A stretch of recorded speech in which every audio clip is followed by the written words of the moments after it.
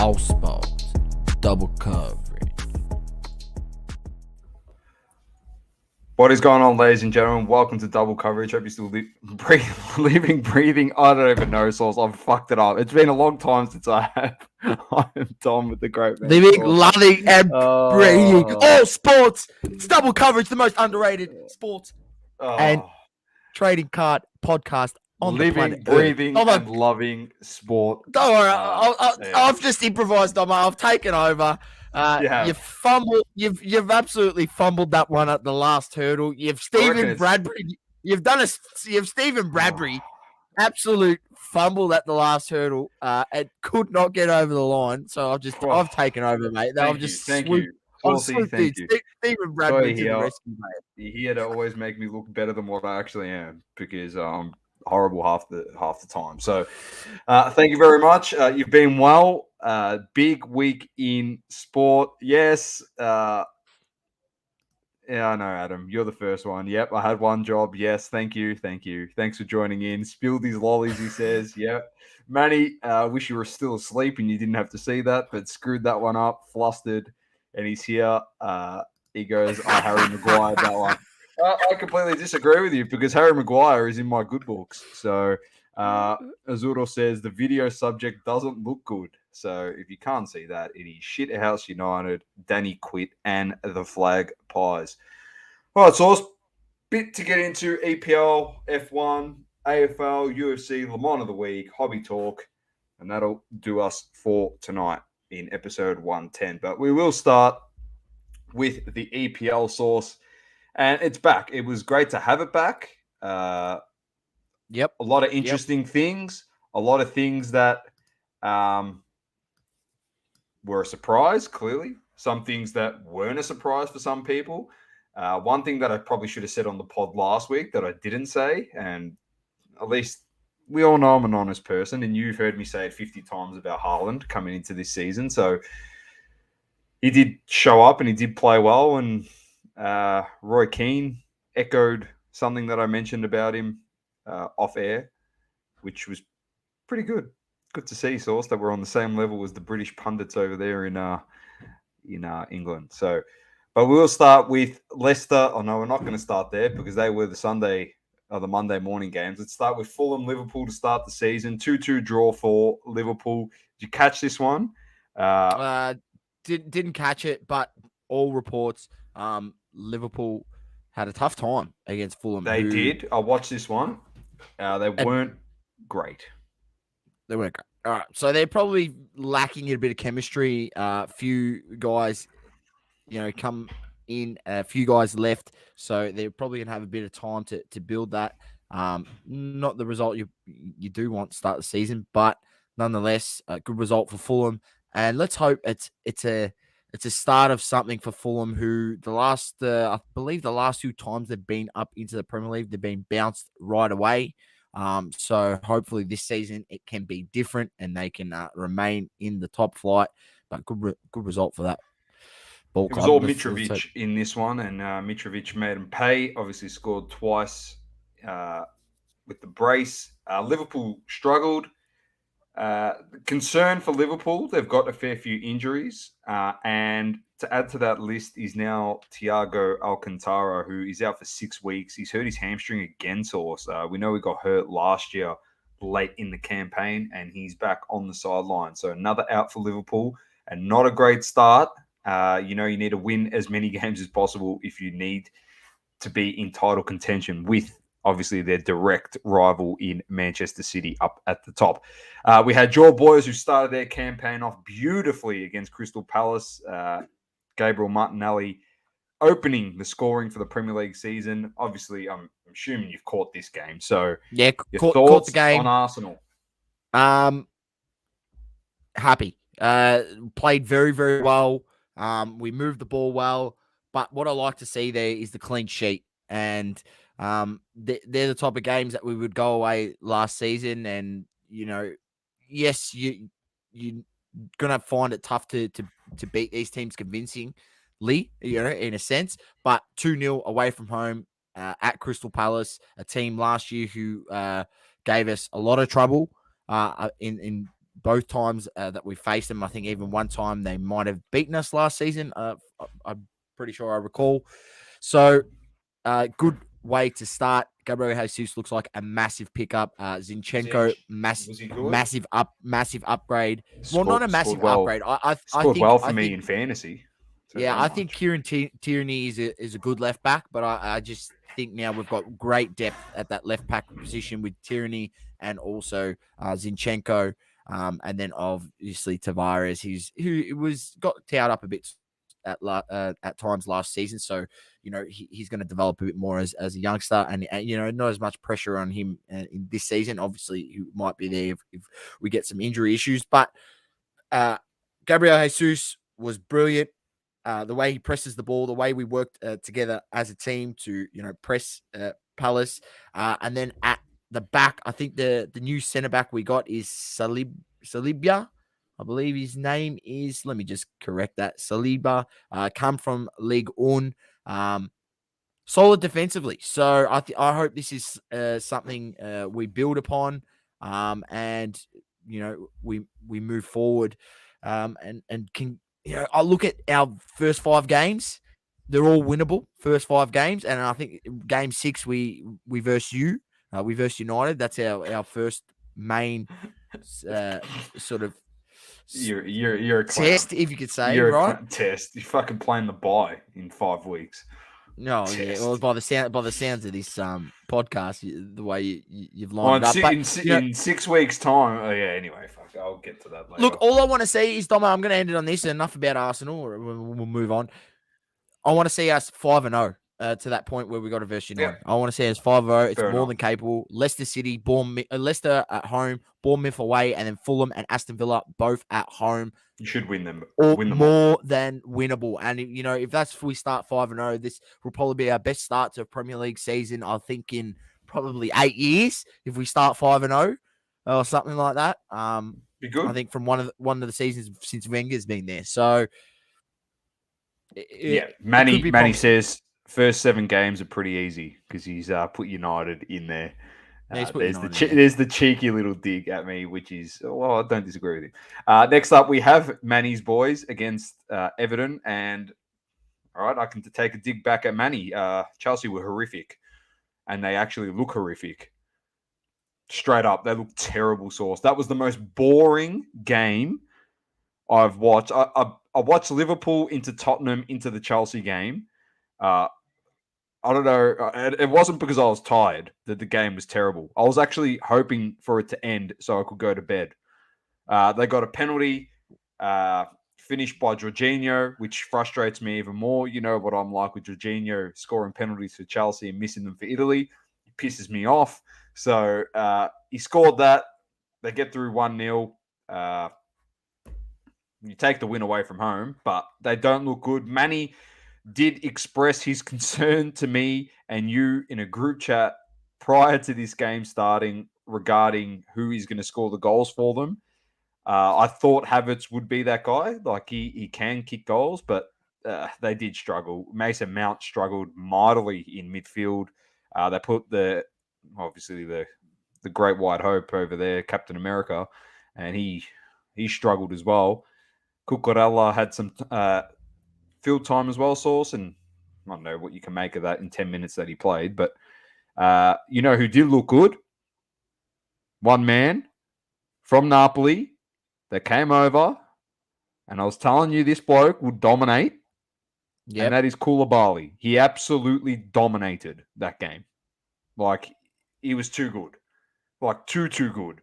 I think he's going to fit in beautifully as a replacement for Antonio Rudiger at the back there for Chelsea. That's a great pickup. Then we had Spurs defeated Southampton 4-1. It was just clinical. They were too good for him, Sauce. Pre-regulation. Yep. Yeah, regulation one there. Newcastle defeated Nottingham Forest 2-0. Another regulation win there. Leeds defeated Wolves 2-1. Good win there. Bournemouth back up, defeat Villa 2-0. A bit of a concern there for Villa losing to the newly promoted Bournemouth. Definitely.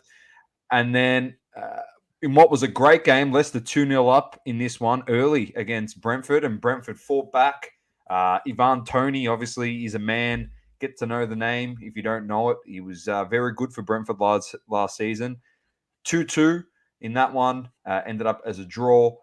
United losing 2-1 to Brighton at Old Trafford, which is a great start to the season. I will discuss this a bit later on in the podcast. And if I'm discussing it later on in the podcast, you know what segment that it's falling under. And then Man City, 2-0 away against West Ham. Erling Haaland comes in source, brace to start off his Premier League campaign career.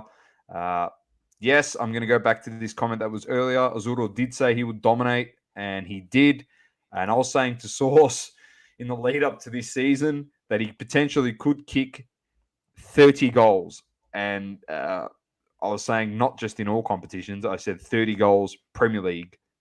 That's it. Like, that's just in the Prem only. He might kick another 15 in the Champions League. Yeah. So it looks good. Saucy, you caught some of this game, and you were saying that some of the, like, just getting used to having him up there, he potentially could have kicked double the amount of goals. Yeah, he could have had a hat trick in this game. He could have, they could have feed him through.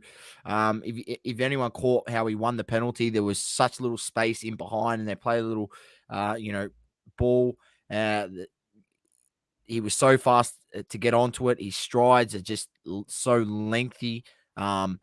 His speed is just unreal. And I just think once they get used to, those runs that he makes, those little curl runs, where he bends his run and they slide it in behind, he's going to get so many one-on-ones, especially with the likes of, Bernardo Silva, De Bruyne, Gundogan, the quality that they have on their feet to feed those little passes in, and once they get used to how quick really he is, because he's lightning. Like his takeoff, his first 5 steps is just lightning quick. And I actually don't think there's not too many defenders out there that could can actually handle that, and not even that, he's just strong and powerful and doesn't get pushed off the ball easily. So it's not wrong that since we've been talking about this guy on this podcast, we've always and Soccer Card Collective. Yep, as well. We've always likened him to Zlatan Ibrahimovic, and it remains fit, man. He is potentially the second coming of Zlatan. I always say this. Yeah, go. I was going to say, look, I don't.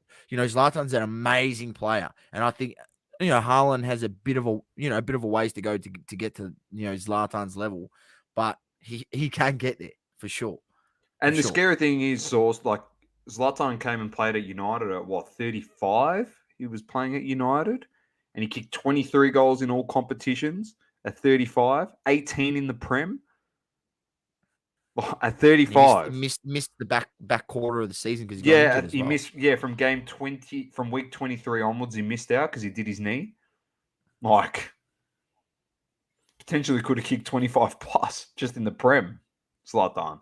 So we'll wait and see what happens. He potentially could have his first hat trick this week, Haaland, because let's get to the games. It is City versus Bournemouth at Etihad.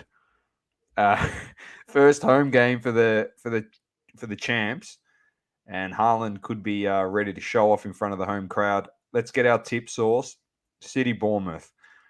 City. I'm going City. Arsenal, Leicester. Arsenal. I'm going Arsenal as well. Brighton, Newcastle. Draw. Oh, it's a good one. Yep. I'm going to go Brighton 1-0 in that one. Southampton, Leeds. Southampton. I'm going to go Leeds in that one. Wolves, Fulham. I'm going to go. Ooh, this is going to be a good game, I reckon. Fulham versus Wolverhampton. I'm going to back in Wolves at home. I'm going to go draw at this one. I reckon Fulham can fight pretty hard. Brentford versus Man United at the G-Tech Community Stadium in Brentford. I'm going to go a draw. I'm going Brentford 2-0.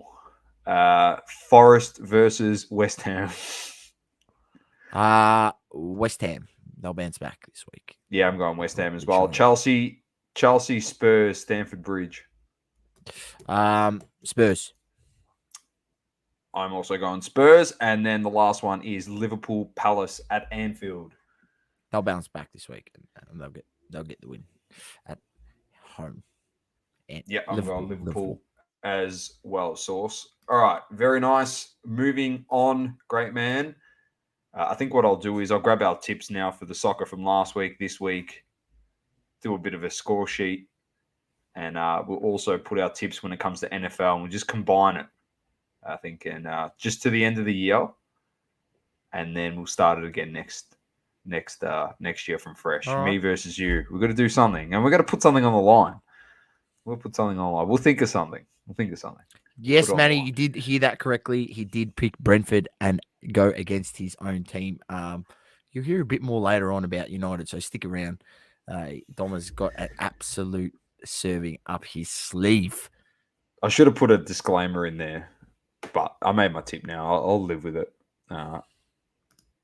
Manny says he'll also remember the Spurs predictions. Yeah, it's fine. You're not going to win, so it's all right.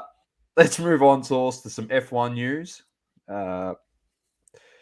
We had to talk Sad about it. I know it's it is very sad. I know it's break week, break month, pretty much in the F1, and I thought we weren't going to be talking about it much. And obviously, we spoke about Piastri a couple of weeks ago or last week when they said that he signed for Alpine, and he said, I haven't signed there. What are you talking about? And all of a sudden, in a shock week of F1, Danny Rick's been booted for Oscar Piastri at McLaren for the 2023 season. And now he's left without a seat. He's actually seeking a $21 million payout from McLaren Source for cutting ties. I'm pretty sure it's, $21 million payout from McLaren for the early termination of his contract. So he hasn't even seen through his contract, which was meant to end at the end of 2023. They just booted him for the Aussie, which Source is what? Younger. Yeah, younger, up and coming. Up and coming. And unfortunately, it may be that Daniel Ricciardo, has run his race in Formula One. We don't know. But it could potentially be the case. Man. He's not going to go drive for Haas next year. No way. They'll put an American driver in there before they put him in. Yeah, but the rumor obviously is Alpine. They're not ruling out the return. I don't know, man. Alpine was formerly Renault. Danny wanted to be the man at Renault. I get that. It obviously failed. Piastri is an Aussie, Manny. They replaced the Aussie with a younger, better version of him. That's pretty much what they've done. So I know Danny Rick's a good driver, and we can tell people Source Danny Rick's a great driver, but optics over the last 5 years, people would say to us, what are you talking about? Danny Rick's a terrible driver. Like, if you're getting into the sport the last few seasons, they're like, he's a shocker. Like, he's no good. But we've said it. It was just some career decisions that I didn't agree with at the time. He clearly was keen on them. You know my feelings on it. I love Daniel Ricciardo. You love Daniel Ricciardo, Source. Everyone loves Danny Rick. But we can't just sit by and just be like, we've got to support him. Like, this is great. When deep down inside, you love the sport of F1 and you know that it wasn't the right decision. And he made a lot of wrong choices along the way in the last few years. The decision should have been, Source, stuck it through with Red Bull and just played second fiddle to Max. I know people say, yeah, but it's F1 and, it is all ego-driven. He could have been second to Max, could have been finishing in the top 4 every week, Source. Obviously, Mercedes went through almost that decade of dominance. They won 7 titles in a row or whatever it was. They just kept winning. There's potential there where if he stayed, that Rosberg leaves Mercedes, and that could have opened up a seat for Ricciardo, driving really well at Red Bull. He won it out. Mercedes could have said, well, we could have partnered you up with with Lewis Hamilton. There wouldn't have had to be a need to go to Ferrari. Obviously, that didn't work out for him either. Like, he could have potentially been second to Lewis. I don't know the talk source. We're not behind the scenes. I get that. But he wanted to be the main driver, and he tried it at Renault, and he thought Renault had the better engines. If Renault weren't dominating early, what made you think they were going to be better than Red Bull? What made you think they were going to be better than Mercedes? Like, that was never going to happen, man. And then he joined that constructors that team, and it didn't work out for him. We all know how it went. And then he decided to leave and go to a team that was literally a carbon copy source of Red Bull when he left Red Bull. He went and left to be a man at a team with a guy that's young and up and coming, and everyone in F1 circles and F1 media is touting Lando Norris to be a future world champion. What hope do you have of getting the better car at a team like that? They're going to obviously favor the youth over the experienced when they're obviously not a top fighting team in the Constructors' Championship. They're not fighting for a Constructors title, not fighting for a world championship. So you put all your development in the young guy. Now they've got a young pairing, a dual young pairing, which, in my opinion, Sauce, I reckon is fantastic for McLaren. Yeah, it is. It is. So Danny Rick's in limbo. Like, he either drives for Alpine, Haas, or Alfa Romeo. Like, and none of those three options are good options for Daniel Ricciardo, in my opinion. I think at this point, Daniel Ricciardo is he's just a filler driver in the grid. Unfortunately, his time has passed in F1. I think if you're looking as an Australian F1 fan if you like to follow Australian drivers up and coming, I think the hopes turn to Piastri. You know, he is the guy coming up and coming, and so, you know, obviously look out for his rookie cards when they come out, his first F1 kits. So look, I think now he does. He has to take what he gets. 100% he does now. That's it. Exactly. But the scary thing for McLaren and for Daniel, I don't like, this is the interesting thing because it's happened now, Sauce. There's still half a season to play out.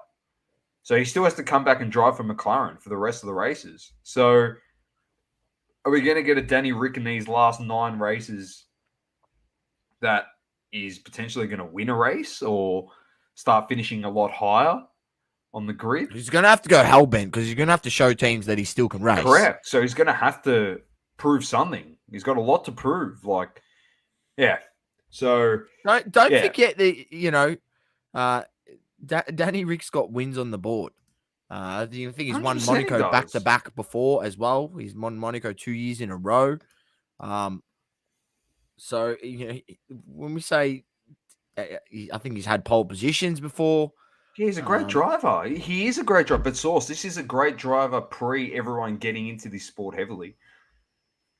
Like, you know what I mean? Everyone comes into this sport now and goes, he can't drive. He's no good. Yeah, we know he's good. True. We know that. Yes. Yeah, the perception. Correct. We know he's good, but everyone else thinks he isn't. And that does really annoy me and probably annoys everyone, but it is what it is. And yeah, 21 million he wants global because they terminated his contract a year early. So that's what he's looking for. We'll move on from that, but that's just a bit of an update on the situation there at Alpine for 2023. So Oscar Piastri will be in the number... Oh, no, sorry, at Alpine, at McLaren. He'll be in the number 2 seat to Lando Norris. And the update at Alpine is that Danny Rick could be in either, I don't know, whether you call it a 1 or a 2 seat at Alpine. So I don't know. So we'll find out. Just shambles that. No, it's the shambles seat, mate, because it doesn't matter if you're 1 or 2 at Alpine. You're not going to win a race. You're not beating the other 3 teams in Ferrari, Mercedes, and Red Bull. So, all right, so let's move on to AFL because it was a great round of football for some teams. Others, that is you and I, it was putrid. But we will get to game of the round, and that was on Friday night. It started off with a cracker. It was the D's versus the Pies at the G. The Flagpies. The Flagpies, the come from behind kings at the moment. winning it 11 by 7. 11 in a straight row. Saints. 11 in a row. I'll keep tipping them. You know what? I actually can't get upset at the Collingwood supporters for being up and about. If you can't get up and about when your team's won 11 in a row, you couldn't ask to be in any better form on a run in to a final series. You're 11-0. Potentially could close it out the rest of the season and go unbeaten to the rest of the season and go into finals on the absolute pinnacles of pinnacles. High. You never know. They could finish top of the ladder. Still. Potentially. It's that belief source. It started with belief. Like they're like, we believe we can make finals. That's initially what I think it was, because they were struggling early. Yeah. So they've won 11 straight. You know what I mean? So like they had the belief we can make finals, and then it genuinely turned into, I think we have belief we can finish on top. We can actually win it. And that's what's driving them now. And I know a lot of people are saying like their list is terrible. And I did say on this podcast source that it's aging and there's a lot more concerns for the Pies in the coming years. But you know what? If those are problems in the coming years, it's not now. If they're ready to win here and now, then why wouldn't you try and win it? They're playing good footy. And they can. They've got the team. They've shown that they can match it with the best.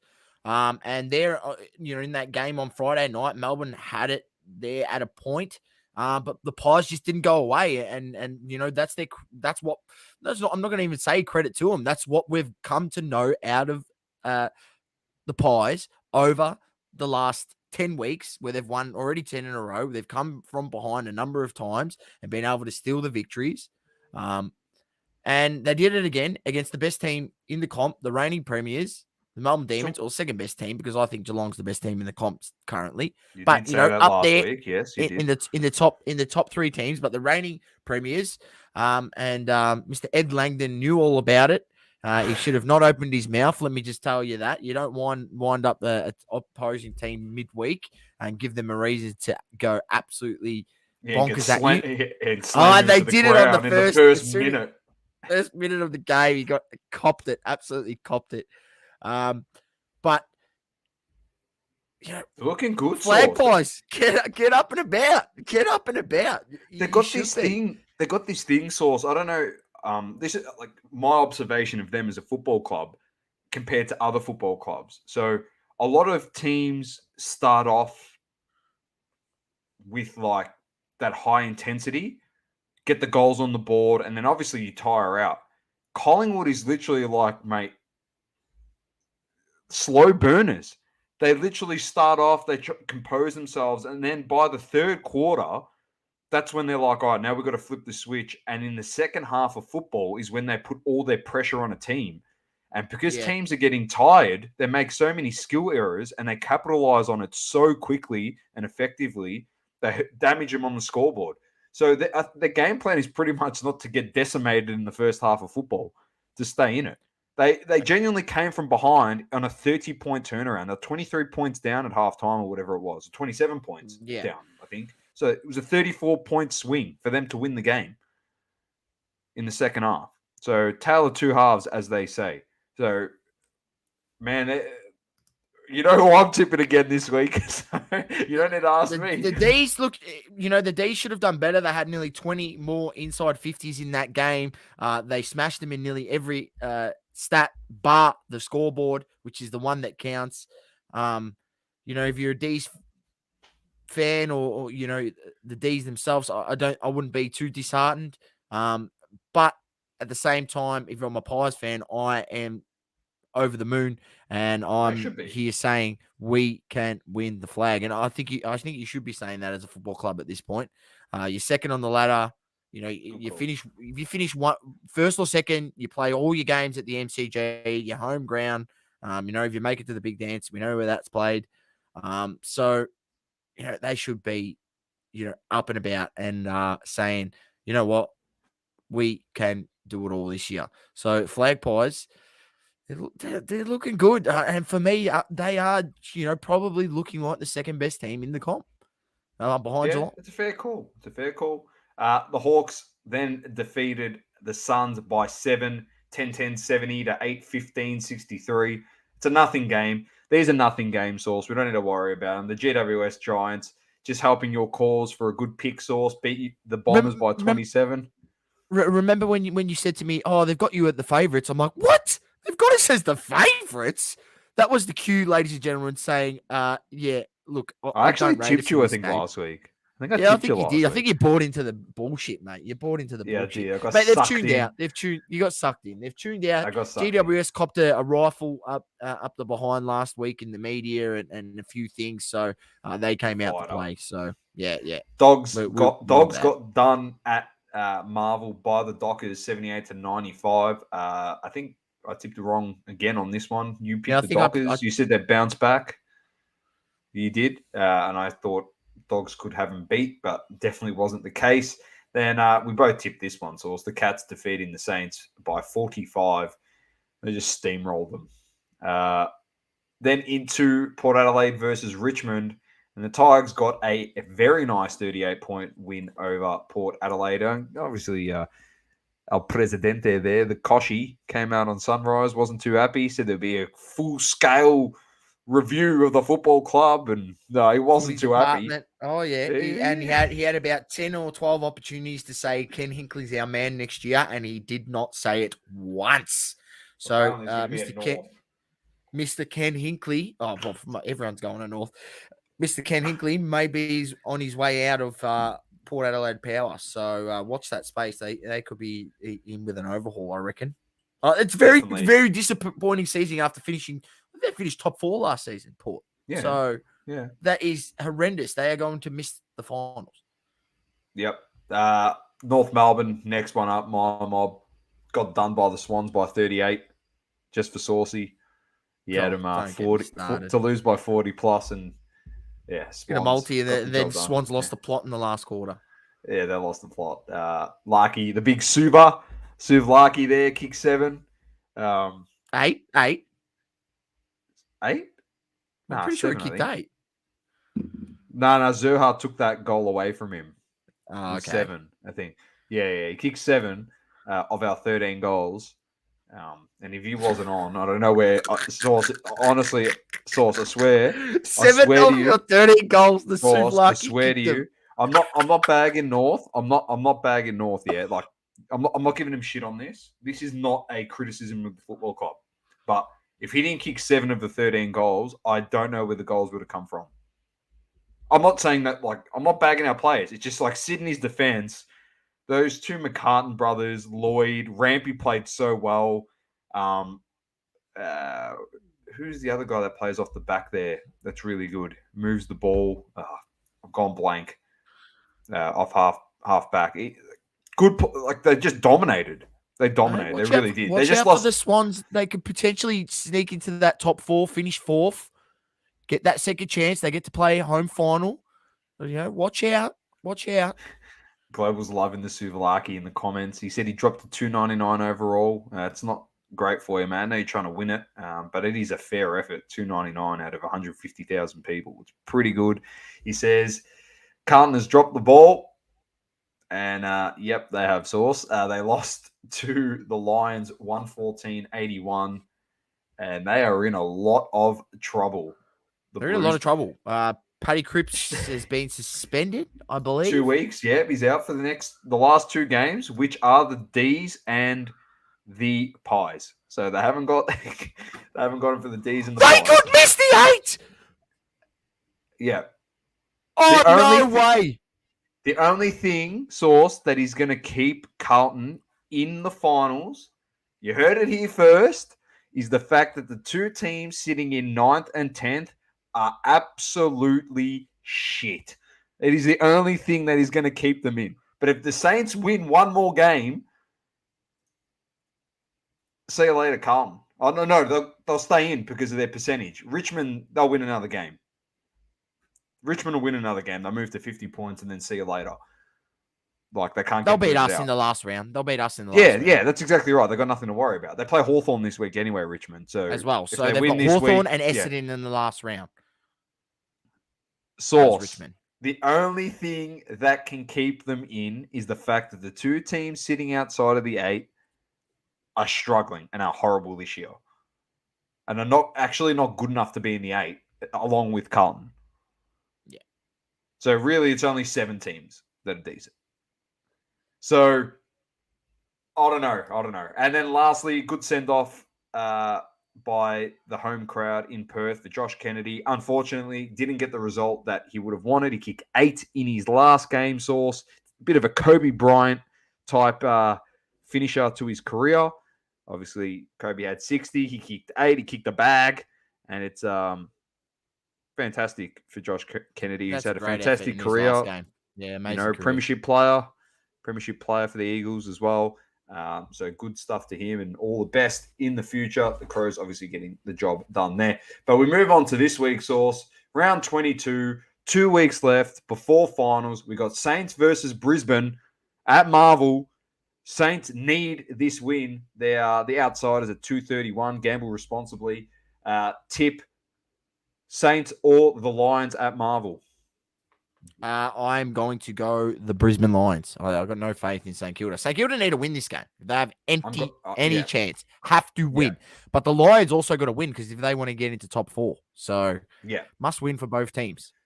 I'm going Lions also. Dogs versus GWS. They hate each other, these two teams. It is at Marvel Stadium. The Dogs also in need of winning this game to keep their finals hopes alive. Dogs will bounce back. They'll win. I am also going the Dogs. Then we got Adelaide versus North in Adelaide. Adelaide. I'm going Adelaide. Suns versus Cats at Metricon. Cats. I'm going Cats as well. D's versus Blues at the G Saturday night. D's. I'm going D's. They've got to bounce back. Dockers versus Eagles. What's that in the derby over there? In the derby, mate. In the derby. Fremantle. I'm going Freo as well. Richmond Hawthorn, 1:10 Sunday. Richmond. The Swans versus the Pies at the SCG. This is a big one. Collingwood $2.76 outsiders Source to win this one. I'm going the Pies. I got to tip them. I'm tipping them. 12 straight Source. I want to see it. And then, of course, I can't believe I'm saying this, but Essendon $1.80 favourites against Port Adelaide. 4:40 Sunday. Sunday. His eyes are popping out of his head. Is it a home game for Essendon, is it? Yeah, it's a home game. Surely you're there over the fence. Yeah, I'll probably be going this Sunday. I don't know how we're the fate. I'm going to back us in. You know what? We'll win this. We'll win this game in typical Essendon fashion. Give our fans some false hope in the. Well, actually, we've got 2 home games in a row, so I don't know. We've got more chance of winning this game than against Richmond. I'm going back in that one. Few comments here. Gruntdad Sports Cards. What's up, guys from South Korea? How you going? Hope you are well. Benny. How you going? Global wants the Swans to win. I know, like as crazy as this sounds, I actually want the Pies to win because I keep tipping them and I want to keep tipping correctly. So, Tommy, you would actually be rolling in it if you started with 100 and just kept rolling all the winnings into Collingwood for 11 weeks straight. Well, they wouldn't have won 11 in a row if I pull money on them. It would have ended after the first game. It would have ended. So it doesn't matter. It wouldn't have happened. That's just my luck. That's just been my luck forever. That's your luck with punting. Yeah. But you know what? Bankrolling it into this week after they were outsiders, mate, I probably would have cashed out, let's be honest, because it would have been well and truly over $100,000 by this stage. Yeah, you would be killing after 11 weeks. Just think about it. $100, 200, 400, 800. They were out of outsiders in quite a few games as well. 3,200, 6,400, mate. I'm telling you, it would have been over $100,000, easy. All right, let's move on. It's going to be a massive finish to the season, of course. Source. I'll quickly just bring up the ladder Should bring that up quickly. There's a couple games left to play. We can just quickly have a look at this. The top 8, obviously, top 2 separated by a game and a half, really. So there you go. Cat 64, Pie 60 in second, D's, Sydney, Lions, Dockers all battling for that 3rd and 4th spot. And then, yeah, my math skills are amazing. I didn't go all the way, Manny. I could have gone 11 times, but I don't think you want to hear me multiply my winnings 11 times. And plus, they were favourites in some games. It was $1.40, and I can't be bothered doing 1.4x on a freaking number. Anyway, it would have been over 100 grand. I'm just telling you. So, anyway, they're fighting for the spot. Thanks for the distraction. Carlton, Richmond, Saints, and Dogs fighting for that 7 and 8 spot. But I think, as Saucy did mention, Richmond are home, but the Blues are the ones in trouble. With the last 2 games being 2 of their hardest Melbourne for the and season. Collingwood, yeah. So, Matty, very well. Interesting. Thanks for tuning in, as always. All right, Sauce. UFC.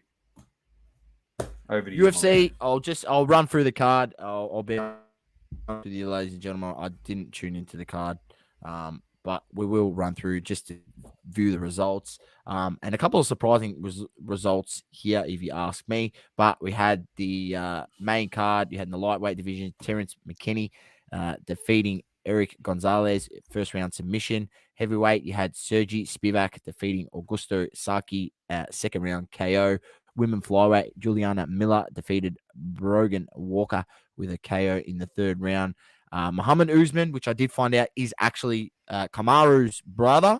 So watch out for him. He's up and coming in the heavyweight division, ladies and gentlemen. His knockout was crazy. Muhammad Usman. Doma says the knockout was crazy. I'm going to have to go find some footage of that. And he G'd up. He's so big. Yeah, he's a unit. He's a unit. Bro, he started like G'ing up and like tensing up after he knocked him out, going, yeah. And bro, I was scared, man. He's massive. This guy is huge. Yeah. So I'll probably, he's probably someone that once his rookie cards start coming out, I'll probably try to get a few of them. Muhammad Usman, if he's any half as decent as his brother, and you know what, probably trains with his brother, who's not bad himself. He goes all right. And goes all right. So he might be up and coming in that heavyweight division. Watch out, ladies and gentlemen. You never know. If Ngannou's still there at the top, maybe Muhammad Usman's the man to give Ngannou a run for his money. It defeated Zach Palgour with a knockout in the 2nd round. And welterweight division had Jeff Neal defeated Vicente Luque, 3rd round KO. And then in the main event, the light heavyweight, you had Jamal Hill with another KO win over Thiago Santos. For the record, I have now gone and started to look for some Jamal Hill rookie cards. I believe he was only released in this year's Prism. They didn't put him in Select. I think I couldn't find any Select cards. So this year's Prism, he does have rookie cards. I will be looking to maybe buy 1 or 2, maybe one nice numbered rookie card of his. I don't think he has any autos just as yet, but I will just I just want to click on him and show you guys. He knocked out Johnny Walker, if you know that crazy knockout. So he's had 2 knockout wins in a row. His previous fight, he knocked out Jimmy Crute. He's been on a 3-fight win streak, Jamal Hill. He's only lost once professionally, which was to Paul Craig. He got knocked out himself, but he's 11-1, and his last 3 wins have been pretty convincing, all knockouts.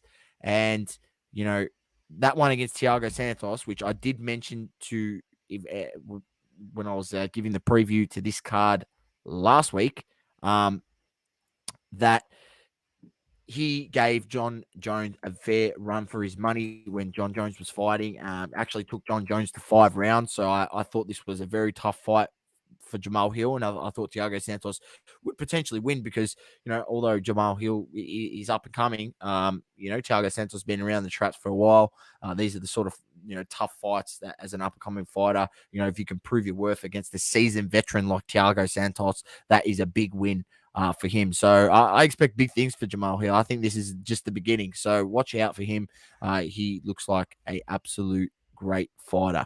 All right, ladies and gentlemen, you got a fight night this weekend. We'll give a quick preview of the card, and then we'll move on to our next topic. So you got UFC fight night, Vera versus Cruz. Main card kicks off from 9 a.m. Sunday, the 14th, Australian Eastern Standard Time. Prelim card kicks off from 6:30 a.m. So if you're keen as beans on a Sunday morning, tune in from 6:30. But you've got the women flyweight, Alexa Grasso against. Oh, that one's been cancelled.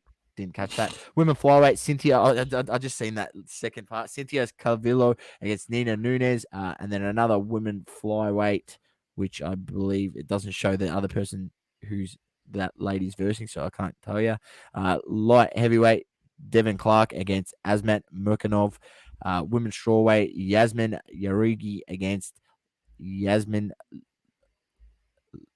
I think that's very similar. Yasmin Lucindo. Then featherweight, Nate Landwehr against David Onama. And the main event, Marlon Vera against Dominic Cruz. So make sure you tune in. And I think the following week is the big card. So we're looking forward to the 21st. We'll preview that one next week, which is obviously big Kamaru Usman's back on the card to defend his title once again. Very nice. But this week, tune in. UFC. Very nice source. Matty Tabe says Aussie fighter Taylor Ford won the bronze in Commonwealth Games in wrestling. He was from Adelaide and competed for New Zealand. That's right. Good on him.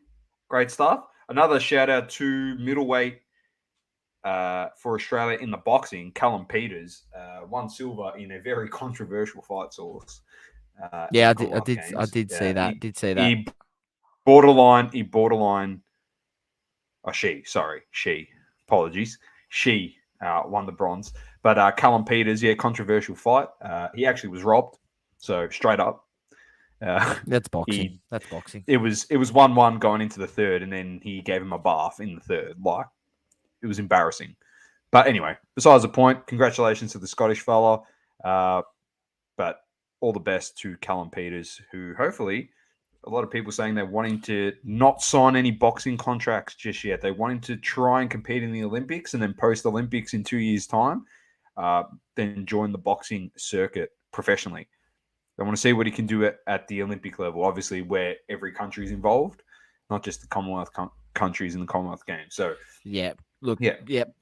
congratulations to all He's very talented. Aussies out there who are doing well for us and at the Com Games. I can't say that I'm following it very well. I don't really follow it either, but not gonna lie, it's good to see Aussies winning medals, which is always fantastic. Butters, I thought you were doing your pod. Nice multitasking, Dom. Yeah, when it gets to UFC, Saucy takes the reins. Gives me time to jump on just quickly on my Instagram. Like some posts from good hobby content creators like yourself. That's Butters, the Butters collection on Instagram. Put a nice virtuoso sig of a Basilenka sauce up on his page. So go check that out. I just, do double coverage things, tag Basilenka in the comments, put some fire emojis. Bailey Smith is very, very known for replying to comments and stuff. So Butters might get a nice shout out from Bailey Smith on that beautiful card that is yours. Let's move on. Lamont of the week. I got to set the scene this week because it's my turn.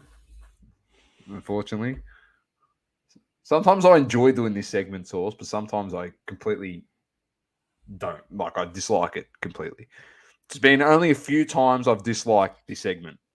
All right. First one was when you gave Ronaldo a Le Mans. And the second one is this one. Because they both involve Manchester United, past, present, future. Doesn't matter. Players, teams. Dude, I can't believe this. Well, I can believe it. I don't know why I say I can't believe it. All right? Because Saucy and I watched this mob when they came to Australia. And I know I said last week on the podcast, because I said we were back. I said we'll beat Brighton, we're back. Because we moved, new game style. I know you're going to say, Dom, you got ahead of yourself.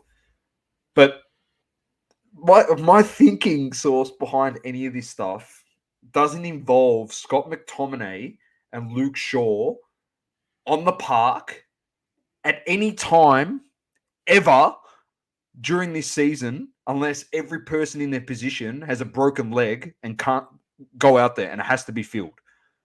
All right. That's my mindset when I go into this stuff. All right. Spuds don't play. As simple as that. Guys that should have been sold. Like duds. James, I'm not one of those guys. I'm not jumping he's here in time for the thing. How much time are we giving the manager? I'll tell you how much time. As much time as he wants. You know why? Because I'll get to the cracks first. The cracks are Glazers should have got rid of the business. Well, it is a business for them. Man United got rid of the club. They should have sold it. Came out, this someone on Sky Sports, very interesting source. In 2005, when the Glazers bought the franchise, they took a loan of £600 million to buy Man United. And source 15 years later, more. 17 years later, we're in 2022. There's my math skills for you, Manny. 17 years later, we've got more than $600 million in debt at the football club. From 2005 to around 2011, I think that's when Ferguson finished, 2011, 2012. We were one of the most successful football clubs on the planet. On the planet, source. On the planet. And since then, and we haven't made... Yep, that's exactly right. Just a tax write-off. So it starts with the Glazers. That's number one. That's my gripe. All right. The second gripe, which is with the management of the football club, is our good friend Ralphie Ragnick with the Guggenheimer Press, whatever the hell he was playing last year. Yeah. Came in and was meant to do a review of the club, coach the football, or manage the football side, do all that stuff. Everyone hated him because, he's hard on the playing group, because they're soft as butter, mind you. The Man United list, they're just terrible. He actually pointed out, which has come out in today's news, everything comes out source when you're playing shit, all right?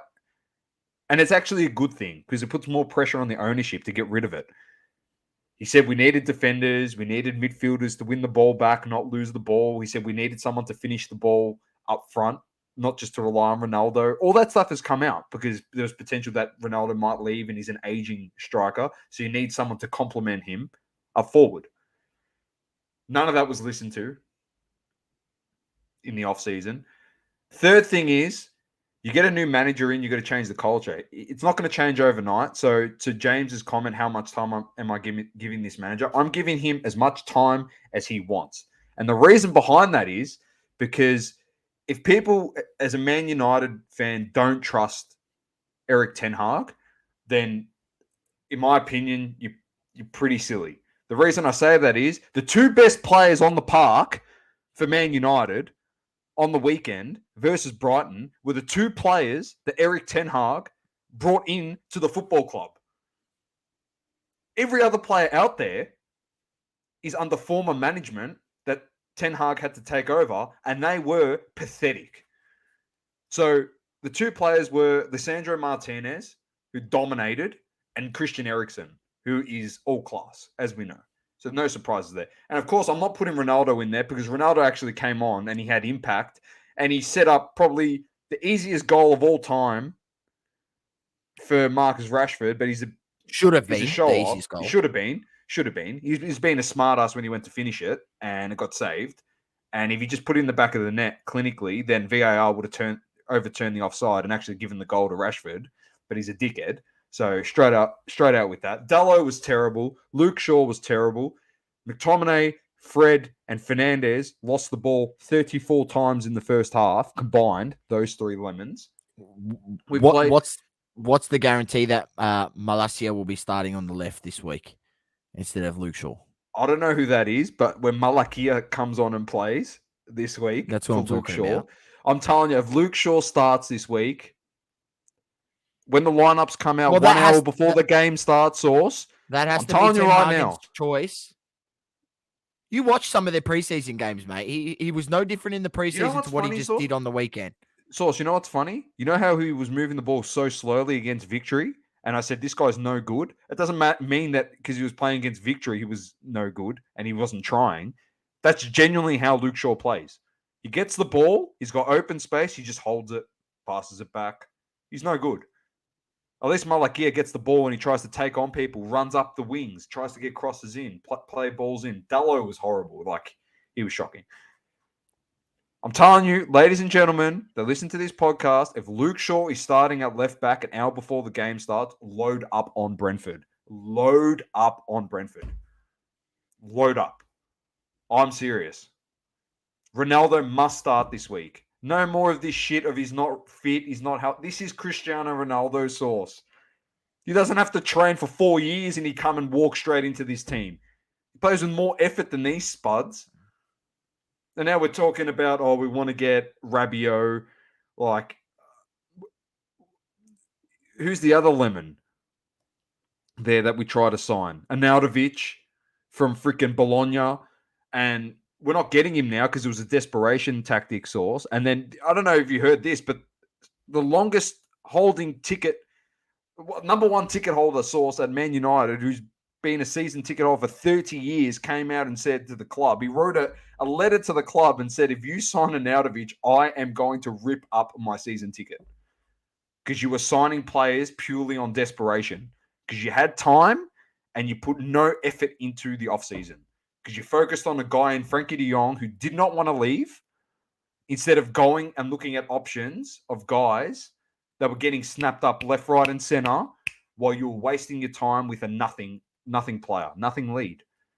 So United, you started where you left off last year in probably the worst half of football, worse than last year. All right? To the football club, to the management of the football club, and to everyone involved, minus the fans who have to put up with this shit, minus Ten Hag, minus Martinez, minus Ericsson, and of course, he doesn't get lapped in with all these spuds, minus the GOAT. United, you are a... Go for it.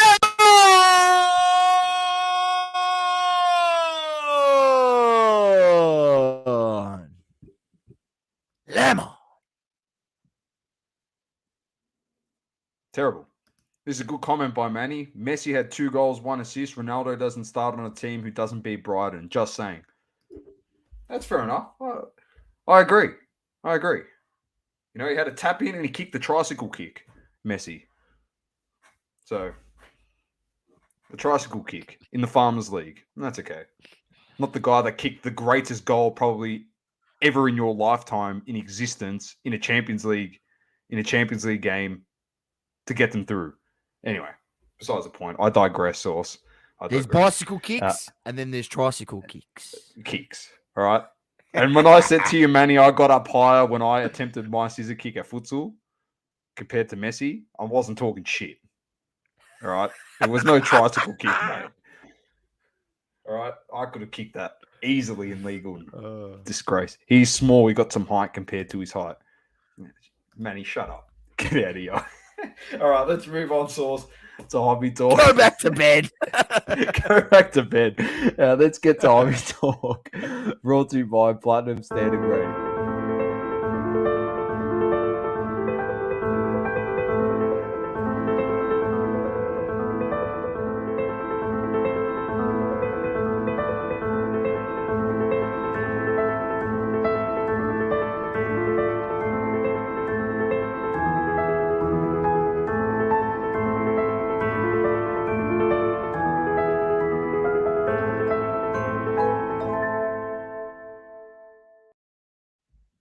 Thanks to everyone at Platinum Standard Grading. Of course, they will be at the Hobby Hangout in a few weeks. Yep. They've got Definitely a deal running source at the show. 1 free card to submit. That's awesome. There you go. That's fantastic. So Hopefully you get to use their product, you enjoy it, and then after that, you can send your cards through us, through the bulk sub, to PSG, and we can get them all organized for you. And they do a great job. Support the an team. Australian company that is supporting the hobby down under. That is my motto. Support an Australian company that is supporting the hobby down under.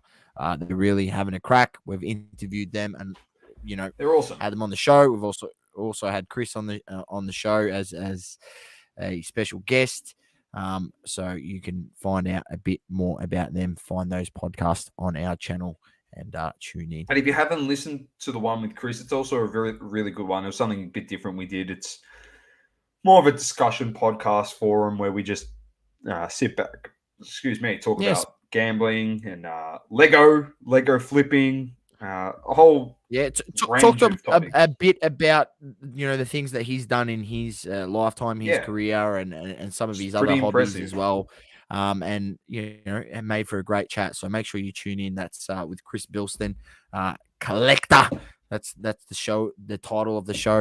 So go find that one and give it a listen or a watch on YouTube.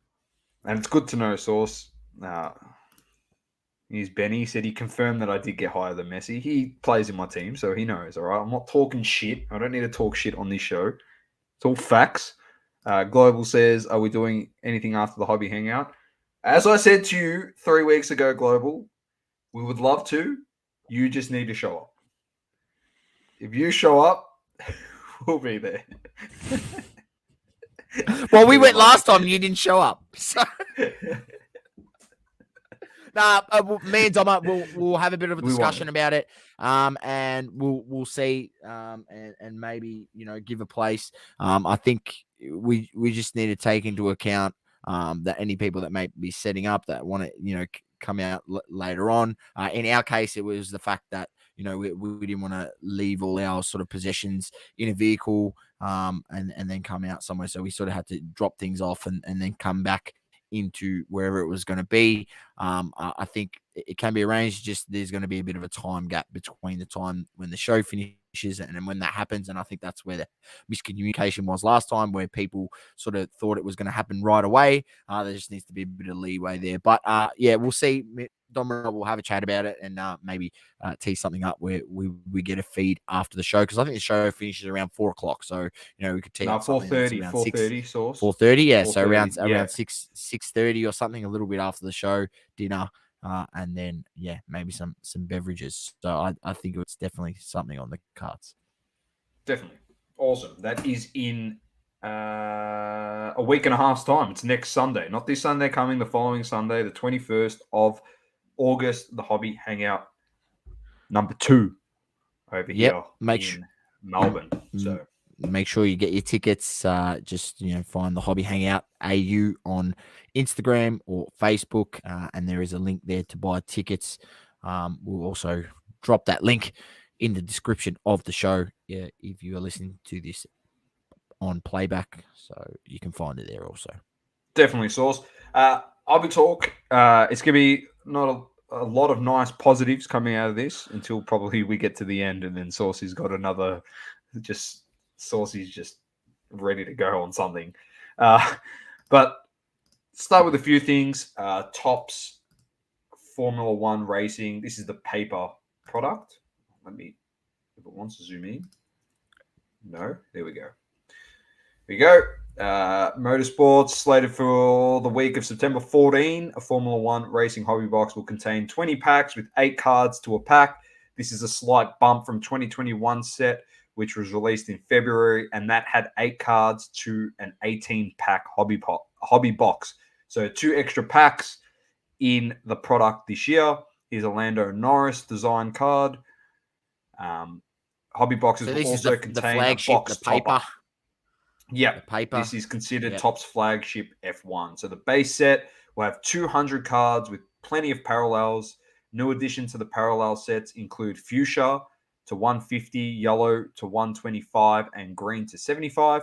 The rainbow foil parallels are limited to blaster boxes, and Topps is promising for a box. The checker flag parallels are hobby exclusives. and will fall 1 per pack. There's the checkered. I actually like this parallel source, to be honest. I like the checkered. It's in. I like that the fact that they've kept it to hobby only, which is good. Yeah, and it's in conjunction, obviously, with the checkered flag and racing. It makes sense to have this type of variant in a racing product. So there's a Sebastian Vettel in the checkered. Who thought they used a bit of common sense? It's Topps making this source, not Panini. So other parallels. Collectors can they have nothing ceases to amaze us. I understand. That's right. I know. Even Topps themselves have some dubious I calls. know. You can chase the aqua to 199, blue to 99, gold to 50, orange 25, black to 10, red to 5, and the full fractor 1 of 1. Here's the inserts. This is where it gets a bit interesting because it's a bit of hit or miss. I'd love to get some reactions from you, Source, because you'll see these first up, and people in the chat as well. This year's set has 5 new inserts. The 1968 Hot Rod subset containing 20 subjects utilized design from the Topps 1968 Hot Rod set. The 68 season was difficult for one of motorsports with race-related deaths of Jim Clark, Ludovico Scaffiotti, Mike Spence, and Joe Schlessler. But on a happier note, Graham Hill won his second title. This is what it looks like, Source. Yep. Bit vintage style, I don't mind that. Yeah, don't mind it. Vintage style. Yep. This is the flash of brilliance. I really hope they're not using this image of Lewis Hamilton, to be honest, because this has been used to death. This picture of him. It's probably just samples, but thoughts on it? Bit of Miami Vice look to it, Source. The flash of brilliance. It's okay. You got to just keep in mind that it is a paper product. Yeah, it's a flagship. It's a paper product. So yeah, so. There you go there. That is that one. And this one I absolutely hated. Bounce, Rock, Race, and Roll insert. It's a 15-card subset with a 1970s feel. Shocking. That looks terrible. This one is very nice. This is the Art du Grand Prix. It's limited to 5 inserts. These poster-style cards feature 5 key tracks on the F1 circuit. All 5 inserts have a breakdown. So there's a 50, a gold to 50, an orange to 25, red to 5, a full fractor 1 of 1, and there is a printing plate version of this card. So very nice. Bit of an arty type insert. Yeah, track focused. Something a bit different, yeah. So this one here, obviously, for those not something they've done before Silverstone in other products. Yeah. So it's pretty good. The relics are back, Source. So 2022 will have relics rather than autos, and the relics will fall in every other hobby box on average. There's a Charles Leclerc. So most likely it's probably one relic every 2 to 3 boxes or something. Yeah. Or every 3rd box. There you go, Danny Rick. Yeah, look, let's just hope that the price for this product it reflects what you're actually getting. I think they did a pretty decent job last season in it reflecting what you're actually getting. So, no James, no goldfish parallels in Topps, unfortunately. Global says, "What's your thoughts on Zero Cool, Source? Any thoughts on that? Obviously, they released Stranger Things and." What was the other one? I think National. I think there's a place for it. I think they just need to find their sort of niche. I think Stranger Things is going to be a big hit, so I think they probably hit that one out of the park because that show is massive, and they're the first series of cards of Stranger Things. Well, just do your research and have a look what they go for. So that's pretty popular.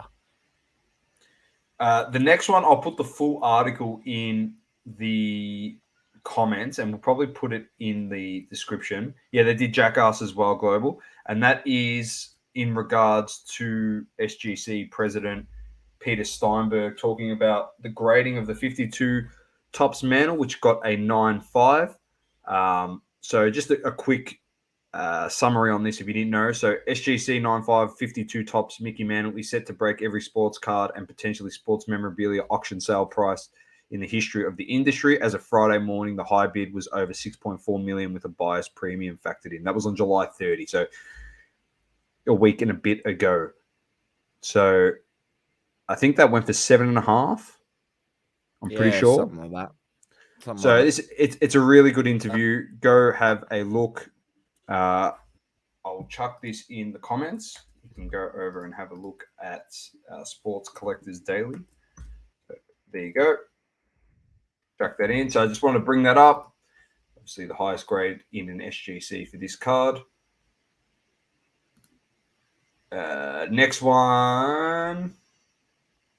Obviously, T206 Honus Wagner in a SGC 2 sold for $7.25 million. It's a bit crazy to think, Source, that card is selling for 7.25 in an SGC 2 slab.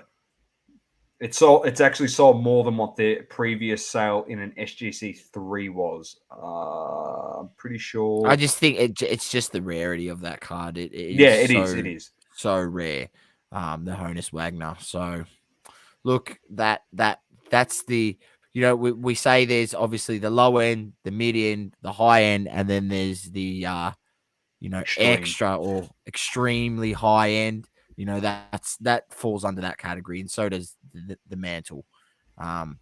That falls under the extreme. You know, when we're talking about getting into those sort of grades, I think it's just the Honus Wagner itself. I think a half ripped Honus Wagner sold for earlier in the year for nearly about $500,000. I think it was 425,000, and it was half ripped, and it was just slabbed authentic. So half the card was literally missing, and it sold for that much. So I think, you know, there's just levels to this. And it's just one level that, you know, only very, very, you know, probably 0.5% of people in the world can afford that. 100% in the world. So I'll just chuck that article as well in the comments. Probably should put all these in the description, so I'll not close the tabs. The next one is, we spoke about this one a bit earlier, a couple of weeks ago, sorry. So triple logo man, Jordan, Kobe, LeBron. It was an authentic 101, one of one, sorry, in a PSA slab. Topped 1.68 million USD after 13 bids. So there you go. It wasn't the only $1 million card. Sale. It goes on to say the Curry over here, which is a 2009 playoff National Treasures authentic jersey center platinum, which was a PSA 9 auto 10, sold for 1.08. 97.98 Upper Deck game jerseys Jordan auto 9 of 23, graded PSA 7, sold for 990,000. The Clay Steph and Draymond triple logo man PSA 10 went for 420,000. And there's a few other nice things in there to read up on. It's a bit of a recap. I'll also chuck that one in the comments for you to have a read.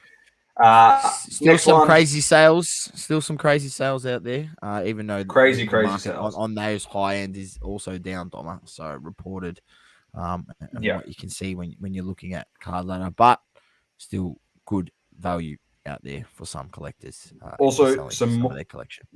More great news source here. Fanatics expanding their international reach of tops with a new multi-year trading card deal with the top pro basketball league in Australia and New Zealand, which is the NBL. So the NBL cards are back, source, as soon as this next season starts. So that's fantastic. Good to get some more cards on the shelves. So good article there as well. But NBL, their cards are coming back, which is very nice. Well, and the last one... just before we move on off the NBL, I think it's a good little play by them. The NBL obviously having big success in having a pathway now for guys making the NBA. So if you think about this, if they had this in and LaMelo was down here, it would have been potentially LaMelo rookie cards. Would have been NBL cards.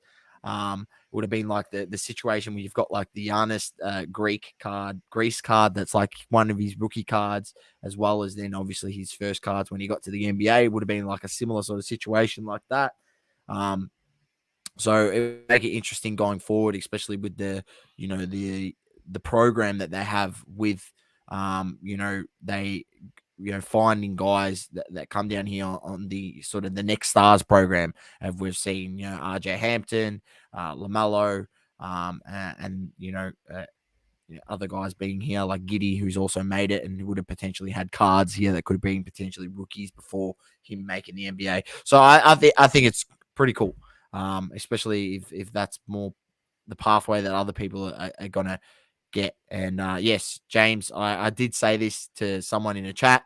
I did say it's be pretty funny if they're doing this so that when Bronny James comes down here, they can absolutely abuse his auto and sell a lot of product. I think he's going to sign for He's going to sign for Upper Deck. You're not getting any Bronny Junior autos, but you'll get his first rookie card. Will be NBL. Yeah, that's true. They can't stop that and parallels and things, but autos maybe not. But yeah, it would be pretty cool if that was the case, James. Bronny James being his first rookie card is an NBL card if he does choose to come down here and play. Second last one before I do throw to you, Source, who has the topic of hobby talk. Lids, which is like caps over here in Australia. But they do everything. So there's Lids, and then there's Lids Locker Room, which is their other affiliate brand, which sells kicks and hats and jerseys and all that type of stuff. They have got an agreement to sell trading cards nationwide. So it's fantastic. More cards on shelves. Obviously, a lot of people. The selection will vary, but they are stocking these ones. It's funny. So they got 1, 2, 3, 4, 5, 6, 7 MLB, Formula 1, 2021 Chrome hobby boxes, Source. Soccer 2022 Tops UEFA Champions League value box and hobby box, and Soccer Tops Match Attacks display box and mini tins. So there you go. Pretty good. More cards out there. And the last one from me, Recon, Source's favorite product, is back. And it comes with 6 cards per pack, 10 packs per box, 2 autos and 20 inserts or parallels per box on average. Each hobby box contains 2 autos featuring NBA superstars, legends, and rookies. Look for the return of draft night acetate SIGs and brand new rookie jersey autos.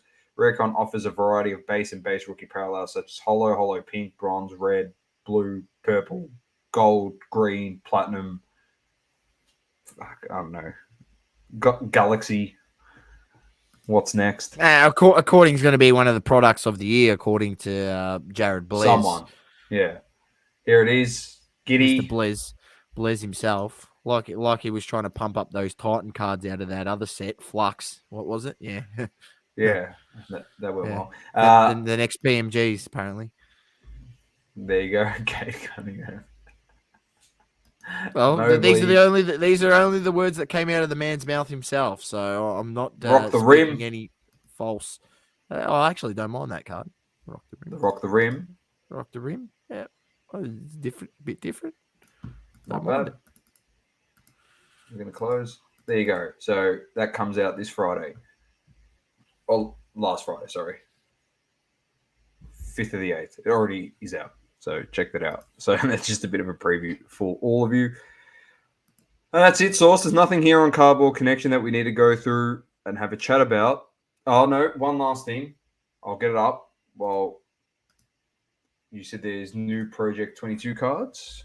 There is new Project 22 cards, so we'll have a look at those.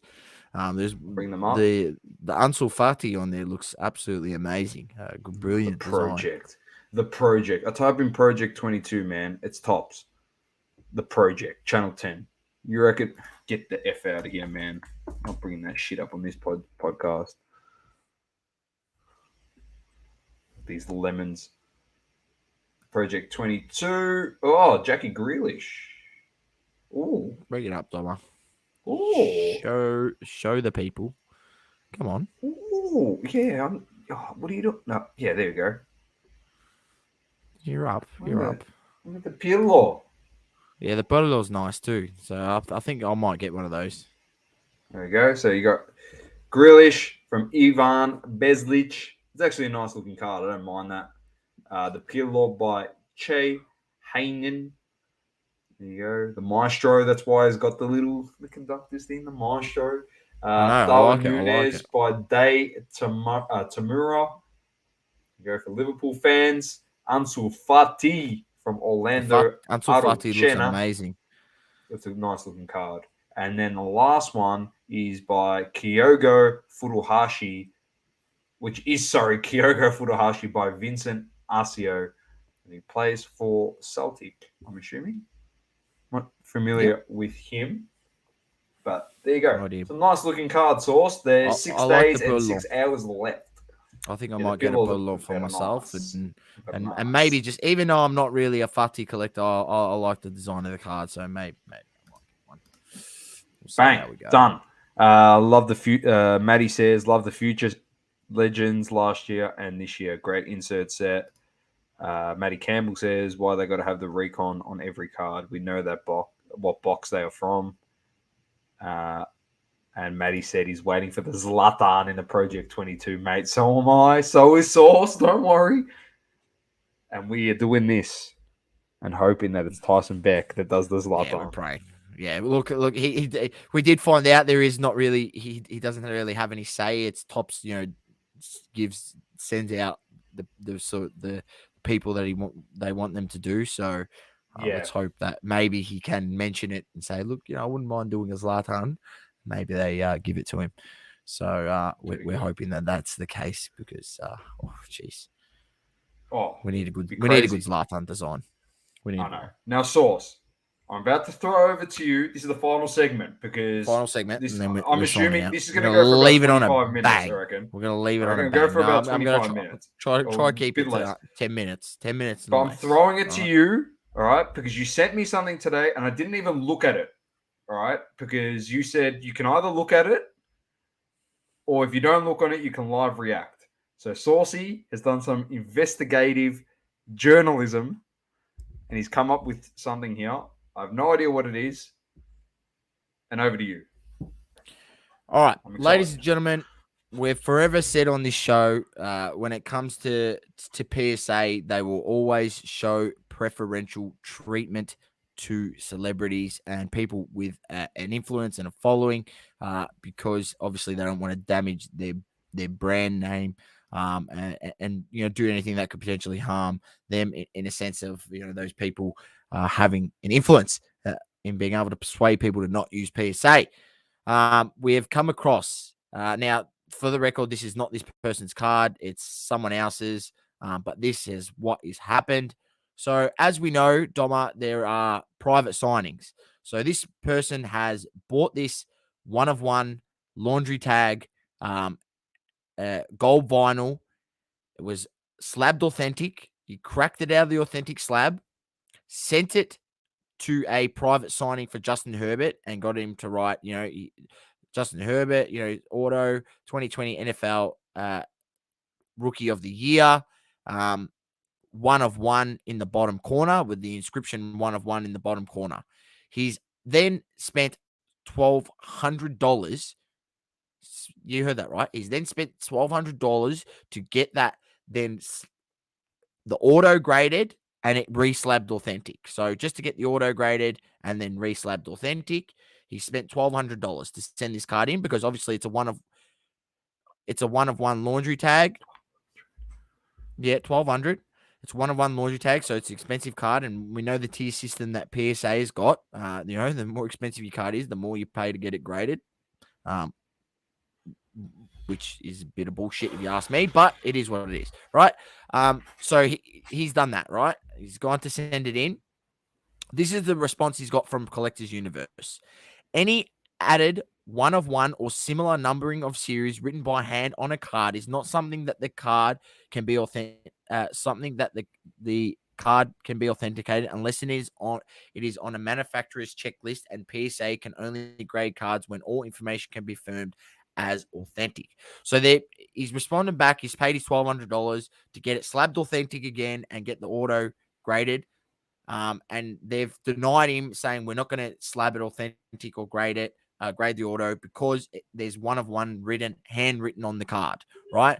Now, the funny thing is, Doma, it shouldn't really matter because the card itself is actually a 1 of 1. So it says that any 1 of 1 added similar numbering series written by hand on the card is not something the card will be authenticated unless it is unless it's on a manufacturer's checklist. Well, Which you it is. idiots, this is on a manufacturer's checklist and is a gold vinyl 1 of 1. And has been stated that you did grade it already, 1 of 1. It's just, Justin Herbert's written 1 of 1 when he's done the inscription, right? So that's the message he's got back. Now he goes here. Let's see the next few slides of an example of how businesses bend and break their own rules or make up excuse to wrongly disregard valued customers for fair and equal opportunities, right? So this is this person. Here we go. We've got a Aaron Jones 1 of 1, which is autoed. You're not going to show this stuff, are you? This is 1 unbelievable. of 1 that was slabbed up. So that's exactly the same thing. What they just said they won't slab it for. It's already been slabbed. So they completely, they're breaking their own rules that they've already set. Here we go. A Justin Herbert 1 of 1 rookie of the year, similar sort of thing. 1 of 1. There you go. There's one slab there. There's another one. And then this is something that caught my eye, right? And it goes, he says, this is not an attack on AJ Dillon whatsoever. He's brilliant for this move, but why was my friend denied by PSA card? Do we feel is because AJ Dillon is a professional athlete or a hobby influencer, right? So if you go to AJ Dillon, if you don't know, he plays for the Green Bay Packers. He's got a IG page, Dillons.deals, right? And if you go to his page, he has got other inscripted 1 of 1s that have been written 1 of 1. So here's a card that's not traditionally a autograph card that has been written on there and been given and has the 1 of 1 written and has been graded by PSA. And he's got a number of other ones as well. I'm trying to I think this is another one here where it's got inscription 1 of 1. I don't know. There's other ones as well that it's been done to that he's got that have all been given. There's another one there, the Aaron Jones. There you go. That was his card as well. So that's why he's pointing it out. It just pointing out the fact that, ladies and gentlemen, that PSA, once again, he just reiterates that those facts. PSA will give preferential treatment to celebrities and to influencers over other customers. So, ladies and gentlemen, you know what's happened to that bloke who's paid $1,200 to get that authenticated and slabbed up. Can I guess? Yeah, go on. I might be dumb sauce, but I'm going to guess that they sent his card back without a refund. You're on the money, mate. So he's been ripped $1,200 by PSA. Oh, cool. Yeah. So it's. Can I just jump in really quickly? Because the thing that really, really gets on my nerves with this is the whole manufacturer's checklist already thing. Yeah. That thing really annoys me. You know the reason why it annoys me, Sauce? Because I seen it when he came here and he opened a cherry. I seen it when he opens boxes himself, all right, for fans. Yeah. But when Steve Aoki's ripping boxes for his fans, it's okay that in the label it says Aoki collection. Yeah. I get that. That's fine. Yeah. Because it is from the Aoki collection. But unfortunately, Collector's Universe, in the manufacturer's checklist, right,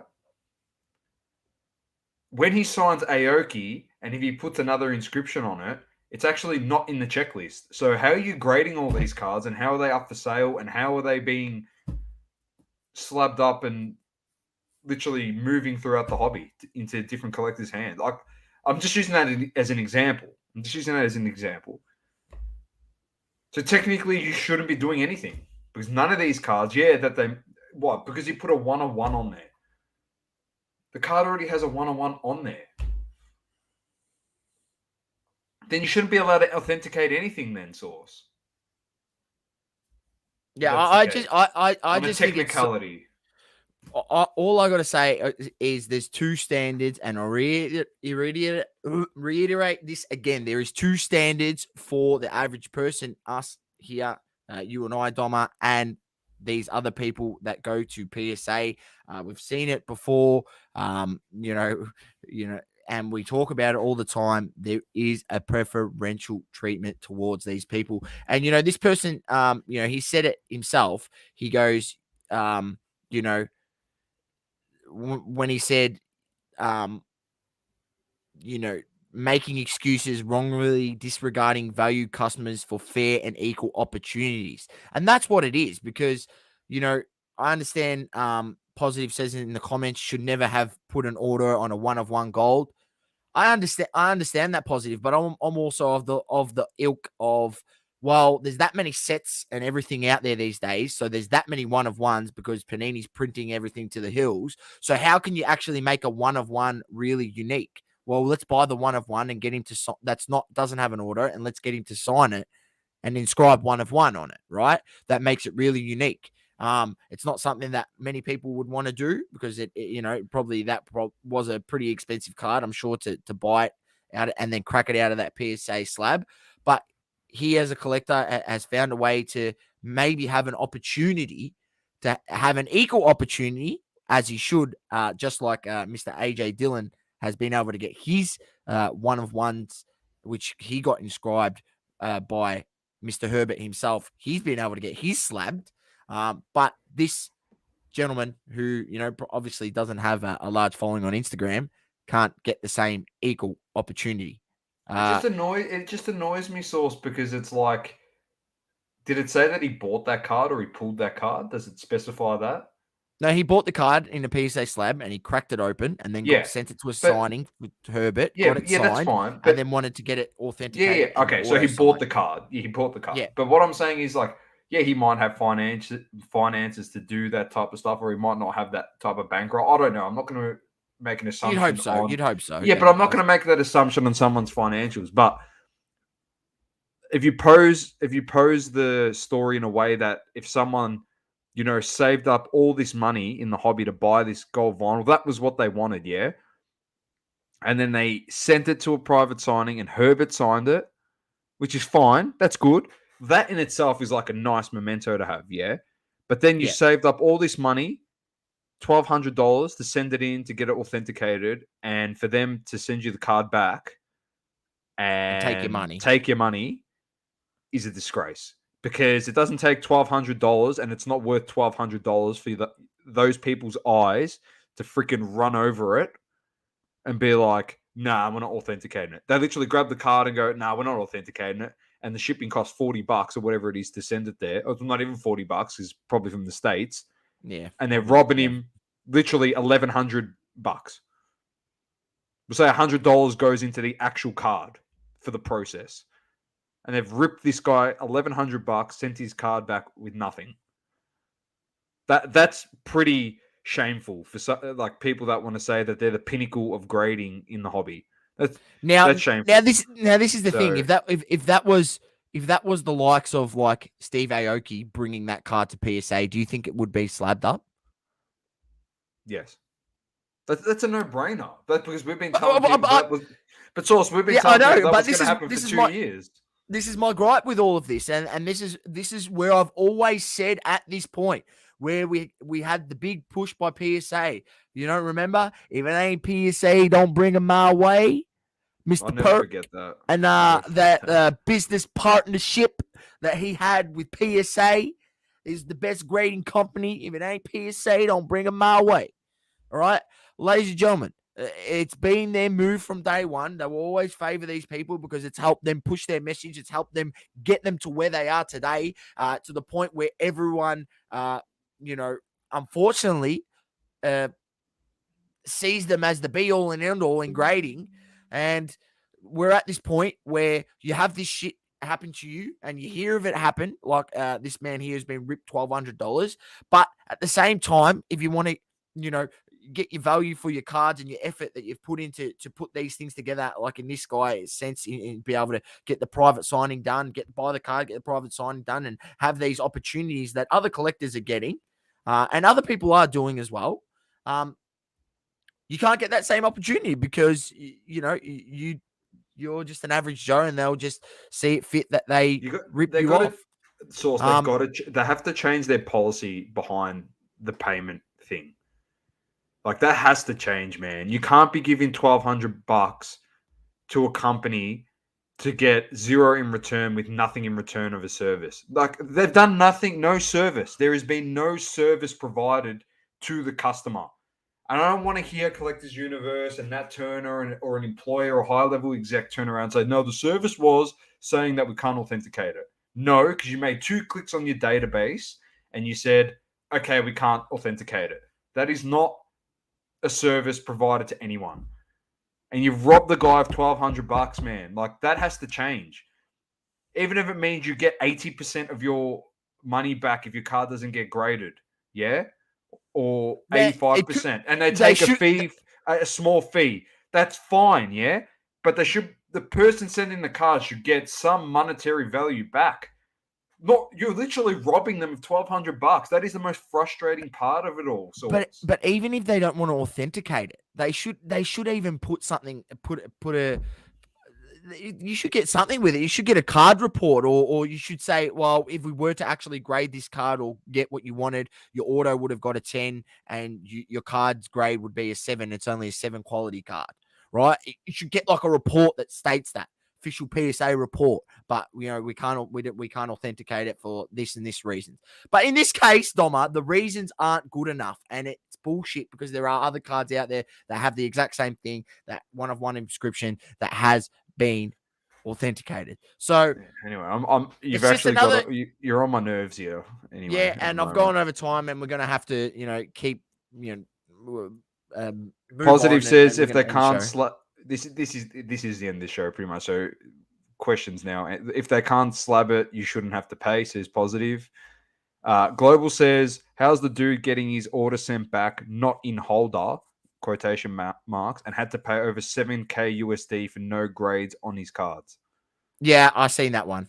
You can't be doing ridiculous. That, man. Like, how is that good imagine that, Doma. Imagine that, Doma. You sent in 30 cards, and then all of a sudden you get back every single card not graded, and you're out of pocket $7,000. Fuck. No wonder why they're making hundreds of millions of dollars. No wonder why their fucking share prices went to $75. Yeah, because they don't have they got bought out. Yeah, because they don't have to actually use any resources in their business. They don't even have to manufacture slabs anymore. They just take a fee and they hold on to it and they keep it. Here's $7,000 for free. Oh, thanks, man. Good payday today. What'd you do? Oh, nothing. Just sent the card back in a bubble mailer. Are you people actually, are you computing this just yet? Like, are you realizing? The pyramid scheme is a joke, Source. It is actually a joke. This is why I keep saying, I understand, it's the high value for the cards. To get your money's worth now, Source, to be honest, if you're not in the top echelon of cards, why are you sending base cards to PSA? I don't get it. That's the part I don't get. If you're not on the top echelon, the money in cards is gone in that retrospect. Flipping base and this and that. It's gone, man. It is gone. That's why, I know I don't want to sound like we're pumping them, but I will pump them. But you can send your cards to a grading company here in Australia for $25 Source a card, and it doesn't matter what card you send in, it's $25. Doesn't matter if the card's worth $10,000. Yeah, I think that's important. Why BGS needs to, really come back with a vengeance, man. Because they don't do this. We will support them on the show. Thing. Not their shit labels that they're looking at redesigning to. Yeah. But seriously, But yeah, also SGC, man, why it's good that SGC is coming up and CSG 100%. And the other companies out there. 100%. So I think, it needs to be this less of a D ride on PSA, which unfortunately it's driven by the lemons at the top who are all in cahoots, mate. So it's It's just funny with sad reality. Yeah. Oh, it is. It's driven by the lemons at the top, man, that are all in partnership with one another, who state that they aren't in partnership with one another, but they clearly and blatantly are, because it's say one thing over here but do something over there, and then not realize that people are watching what you're doing over there, and then going, well, it completely contradicts what you said over there.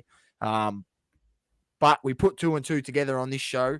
And we put 2 and 2 together with a bit of common sense, as not too many people have common sense in this hobby, and point it out and say there is shifty business or hanky anyway, they've got to do stuff going on. Hanky AIH says 100% source. I'll clip that. I'm going to clip that whole part on the freaking payment thing, yeah, and we've got to post that. And don't worry, I'll be DMing it to certain people that will share it. Like, I'm just over that. It's just a raw. That's $1,200 that can go elsewhere, source, for that guy. $7,000 for the other bloke. Yeah, James. No, they don't know each other, apparently. Oh, they don't know each other. No association. Oh, they saw each other. They saw each other at the National, and they were like, "Oh, I'm Nat. Oh, I'm Ken. Nice to meet you, Nat. Nice to meet you, Ken. Oh, first time we met you. Oh, I run PSA. Oh, you run PSA. I didn't know that you ran PSA. Oh, Ken Golden, as in like Golden Auctions. Yeah, that's me. Oh, I didn't know that was you. Give me a fucking spell. Like, get it. The fact that I have DM proof of all this bullshit from the top dog himself saying this stuff about all of the people in the hobby, and I tell you this, I have DM proof, hard evidence that he didn't give a shit about anyone. Man, like, you better start listening. Like, sooner or later, like, people listening to this, you could be the person that sends a card at $1,200 and gets your $1,200 taken, and you get taken for a ride. Fuck that, man. I'd be fucking fuming, man. Like, just be what? $1,200, bro. If I was in the States and he took my $1,200, I'd do the Billy Madison. I shit in a brown paper bag and light it on fire on the front doorstep of PSA, bro. That's what I would do. Old man Turner's gonna shit when he finds a bag of shit. That's literally what's gonna happen, bro.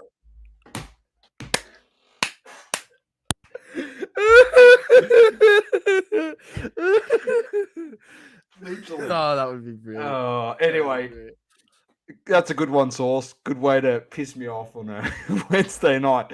I told you it was a fucking beauty. Mate. Unbelievable. Unbelievable, man. I can't believe it. Yet again. Another report just annoys me. PSA rorting people on this show. Just so annoying. That's hard-earned dollars, man, that people work for down the toilet. So, for nothing in return. Yeah, I know we have lost the plot. Yeah, anyway. I'm Dom with the Great Man Source. Thanks for everyone for tuning in. I'll try not to ruin the send-off. Keep living, loving, and breathing sport. It's double coverage. I got it right. Thanks for tuning in. We love you all. Peace. Thank you for tuning in.